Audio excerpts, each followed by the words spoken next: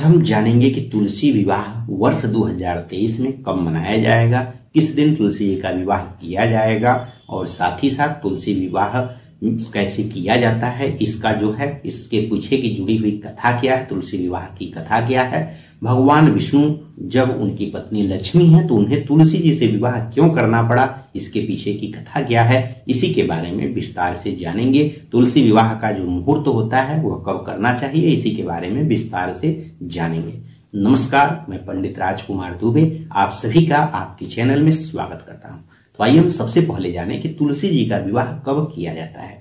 तो तुलसी जी का विवाह जब भी कार्तिक का महीना आए, कार्तिक महीने के शुक्ल पक्ष में जिस दिन एकादशी होती है उसी दिन भगवान विष्णु जो है अपनी योग निद्रा से जगते हैं, तो इसी दिन जो है माँ तुलसी का विवाह किया जाता है। और बहुत से जगहों पर द्वादशी तिथि को भी करते हैं। और जैसे एकादशी से लेकर के कार्तिक मास के शुक्ल पक्ष की एकादशी से लेकर के और जो पूर्णिमा होती है कार्तिक पूर्णिमा, उस दिन तक किसी भी दिन जो है तुलसी जी का विवाह होता है। लेकिन अधिकतर जगहों पे जो है, अधिकांश जगहों पे और शास्त्रों के अनुसार भी जिस दिन भगवान विष्णु अपनी योग निद्रा से जगते हैं इसी दिन जो है एकादशी वाले दिन ही जो है तुलसी जी का विवाह होता है। बहुत से लोग द्वादशी तिथि को भी करते हैं, तो दोनों ही हम समय बता देंगे। आप जो समय आपके लिए उपयुक्त हो, जहां आपके यहाँ पर जिस दिन होता है उस अनुसार करिए, नहीं तो एकादशी के दिन जो है तुलसी जी का विवाह होता है। और साथ ही साथ बहुत सी जगहों पे द्वादशी तिथि को भी होता है। और जैसे कुल मिलाकर के एकादशी से लेकर के और पूर्णिमा के बीच में जो है तुलसी जी का विवाह कार्तिक पूर्णिमा के बीच में अवश्य ही कर देना चाहिए, इसी में किया जाता है। तो अब आइए जाने कि यह जो है वर्ष 2023 में कब पड़ रहा है। तो कार्तिक महीने के शुक्ल पक्ष की जो एकादशी है उस एकादशी तिथि का प्रारंभ आपका 22 नवंबर 2023 बुधवार की रात्रि में 11:03 से एकादशी तिथि प्रारंभ हो रही है। और अगले दिन 23 नवंबर को गुरुवार को सूर्योदय के समय एकादशी तिथि रह रही है और दिन पूरे दिन रह रही है, रात्रि में 9:01 तक रह रही है। तो इसलिए प्रबोधिनी एकादशी आपका इसी दिन पड़ रहा है 23 नवंबर 2023 गुरुवार को। तो इसी दिन जो है तुलसी जी का विवाह किया जाएगा एकादशी वाले दिन। और तुलसी जी का विवाह हमेशा जो है, जैसे जो शाम का समय सूर्यास्त के बाद का जो समय होता है उसी समय जो है तुलसी जी का विवाह प्रदोष काल में करना सबसे उत्तम माना जाता है। और उसके बाद से जो है कर सकते हैं जब सूर्यास्त हो, जिस समय आप दीपक शाम को जलाते हैं उसी समय से जो है तुलसी जी का विवाह किया जाता है। और तुलसी इस दिन जो है, जैसे तुलसी जी का विवाह जैसे पूछते हैं लोग कि कैसे करना चाहिए, तो जैसे जो है एक लड़की का विवाह होता है ठीक उसी तरह से जो है तुलसी जी का भी विवाह होता है। जैसे अगर साधारण तौर पे बात करें तो लोग जो है जो तुलसी जी का विवाह होता है तो इस दिन भगवान विष्णु से शालिग्राम से विवाह होता है, सत्यनारायण भगवान से उनका विवाह होता है। जो सत्यनारायण व्रत कथा होती है तो जो काले काले शालिग्राम जो काले कलर के होते हैं जाते हैं, उन्हीं पत्थरों को जो शालिग्राम होते हैं उन्हीं को उनके पास रख करके एक आसन पर उनको भी रख दीजिए, एक चौकी बना करके, और एक चौकी पर तुलसी जी को रख दीजिए और वहीं पर रख करके और भगवान विष्णु को पीले वस्त्रों को पहनाइए और तुलसी जी को जो है चुनरी उठा दीजिए। और मात्र इसी दिन जो है तुलसी जी को जो है लाल सिंदूर लगता है। बाकी जो है पूरे वर्ष तुलसी जी को सिंदूर नहीं लगता है, इस दिन जो है सिंदूर अवश्य ही लगाना चाहिए और इसी दिन जो है तुलसी जी का विवाह करना चाहिए। और जैसे बात इस दिन ब्राह्मण को बुलाते हैं तो ब्राह्मण को बुला करके, जैसे जिनकी संतान लड़की नहीं है तो कन्यादान का अगर उनको पुण्य फल प्राप्त करना हो तो तुलसी जी का विवाह भगवान विष्णु से अगर आप इस दिन विधि विधान से कराते हैं तो निश्चित ही उसका पुण्य फल प्राप्त हो जाता है। तो कन्यादान का पुण्य फल इस दिन जो है विवाह कराने से मिल जाता है। तो ब्राह्मण को बुला करके भी आप विधि विधान से जो है तुलसी जी का विवाह आप भगवान जो सत्यनारायण है शालिग्राम है उनके साथ इस दिन करना चाहिए। साथ ही साथ जैसे जो वस्त्र होता है वस्त्र अर्पित करिए और प्रसाद भी इस दिन बनाइए और प्रसाद भी लोगों में वितरित करिए। इस दिन जो है महिलाओं को एकत्रित करके, जो चाहे परिवार के लोगों को एकत्रित करके रात्रि में जैसे लड़कियों की शादी में गायन होता है उसी तरह से गायन करना चाहिए।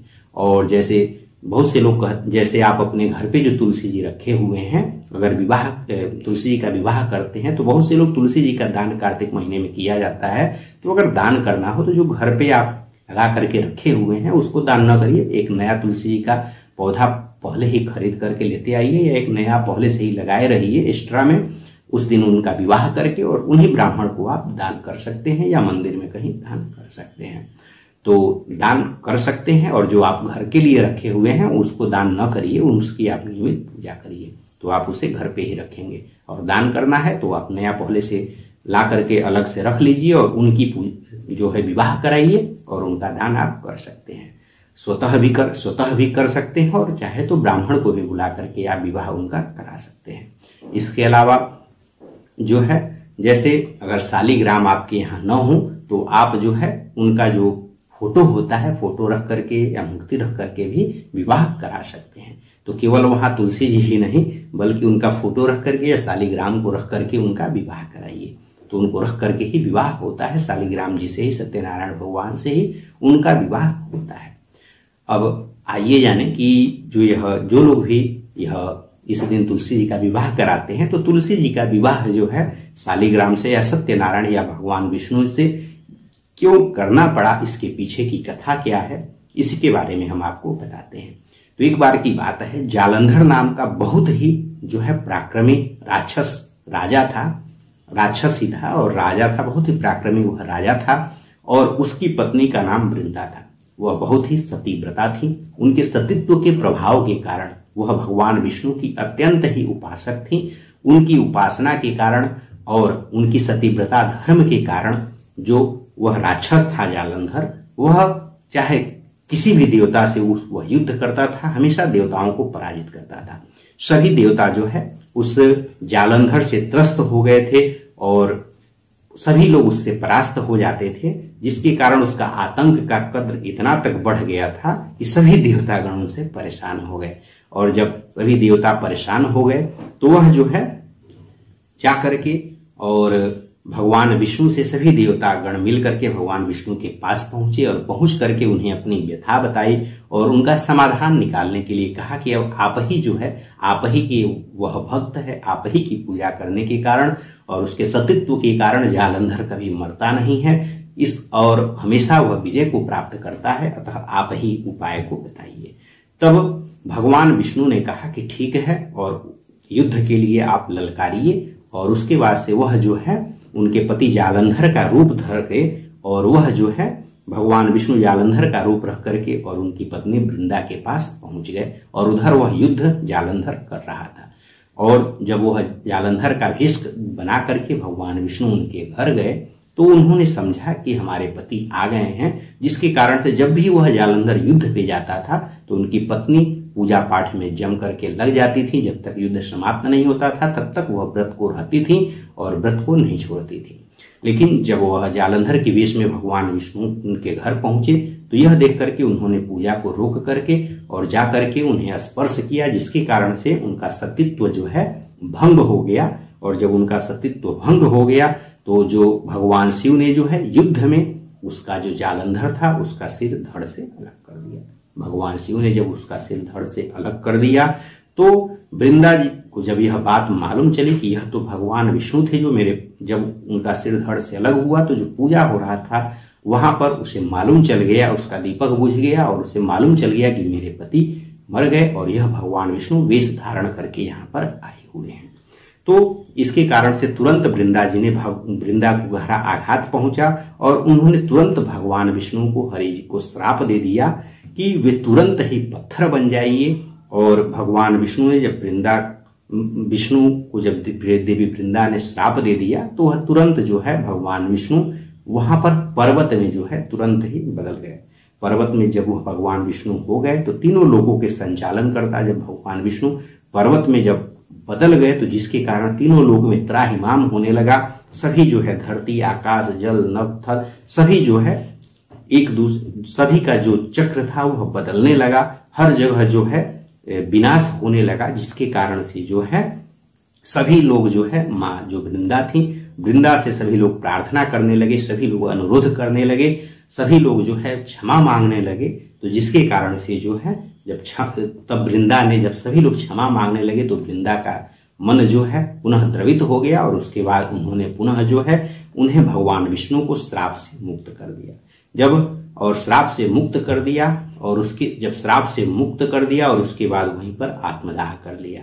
जहां पर वृंदा भस्म हुई और जैसे जब उन्होंने भगवान विष्णु को श्राप से मुक्त कर दिया तो उन्होंने भगवान विष्णु ने ही आशीर्वाद दिया कि मेरे ही जो है स्पर्श के कारण या मेरे ही द्वारा जो है तुम्हारे सतीत्व का नाश हो गया।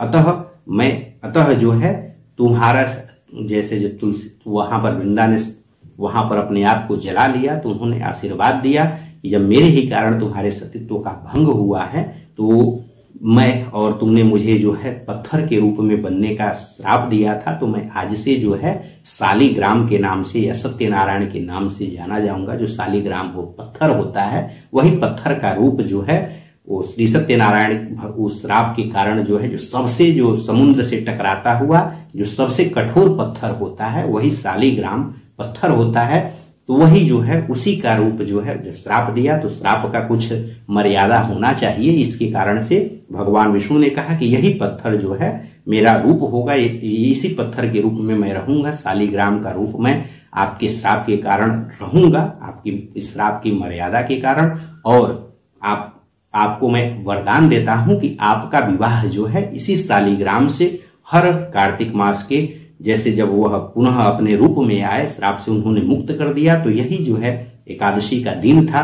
तो उन्होंने कहा कि जब भी एकादशी की तिथि रहेगी इसी दिन जो है आपसे और मेरा जो है विवाह कराया जाएगा। तब से जो है जब भगवान विष्णु ने उन्हें आशीर्वाद दे दिया, उसके बाद से जब भी देव उठनी एकादशी आती है तो उस दिन भगवान विष्णु के आशीर्वाद के कारण उनका जो है जो देवी वृंदा थी, जब उन्होंने वहां पर अपना आत्मदाह कर लिया था उनको श्राप से मुक्त करने के बाद, तो जो वहां पर राख निकला था वहीं से जो पौधा हुआ था वह जो है तुलसी जी थी। इसके कारण से ही उन्हीं तुलसी जी से जो है प्रति वर्ष जो है देवउठनी एकादशी को भगवान विष्णु का विवाह कराया जाता है। इस तरह से यह तुलसी विवाह की कथा थी। इसी के कारण भगवान विष्णु को तुलसी जी से विवाह करना पड़ा था, क्योंकि उनके ही कारण जो है वृंदा का सतीत्व नष्ट हुआ था और उनका पति मारा गया था, और उनके ही कारण उन्होंने श्राप दिया और वह पुनः श्राप वापस ली और अपना आत्मदाह किया था। और तुलसी जी का वहीं पर जो है तुलसी जी के रूप में उनका अवतरण हुआ था। इसी कारण से उनके आशीर्वाद के कारण हर वर्ष तुलसी विवाह किया जाता है। अगर आप लोगों को तुलसी विवाह से जुड़ी हुई कोई अन्य जानकारी चाहिए तो नीचे कमेंट कर सकते हैं, हम उसका उत्तर देने के लिए अलग से वीडियो बना देंगे। तो जो अगर कई प्रश्न होंगे तो अलग से वीडियो बना देंगे। अगर वीडियो अच्छा लगा हो तो वीडियो को लाइक करिए। इसी प्रकार की उपयोगी जानकारी के लिए वास्तु से, व्रत कथाओं से, त्योहारों से या फिर राशिफल से जुड़ी हुई जानकारी चाहिए तो चैनल को सब्सक्राइब कर लीजिए। इस चैनल पर आपको इस तरह की जानकारी मिलती रहेगी। धन्यवाद। हर हर महादेव। ओम नमो भगवान।